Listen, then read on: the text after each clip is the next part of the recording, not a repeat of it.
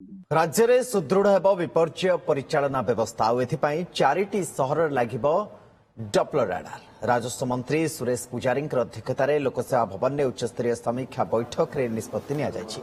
प्राकृतिक विपर्यर सठिक आकलन और पूर्वानुमान पर खूब शीघ्र संबलपुर, बालेश्वर, भुवनेश्वर और पुरी में यह अत्याधुनिक डपलर राडार प्रतिष्ठा करा जिवो। मंत्री कहते विपर्य परिचालना निमंते पांठी एवं सुविधा सुजोगर प्रतिबंधक रहिबो नाही।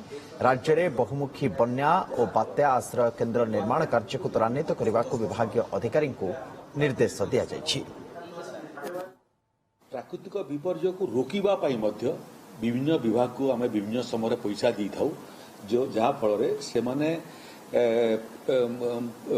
Prevention is better than cure भलिया पूर्व प्रस्तुति करथिबे एवं तार संगे संगे भित्तिभूमि प्रस्तुत करथिबे जहाँ फल प्राकृतिक विपर्यर प्रकोप कम हम। पानीपाग संबंधी खबर ये अर्ली वार्निंग सिस्टम माध्यम रे देई थाउ सतर्कता अवलंबन करने ताकू आम अपग्रेडेशन करने जाऊँ, लेवल उच्च लेवल को नेवाई जाऊँ।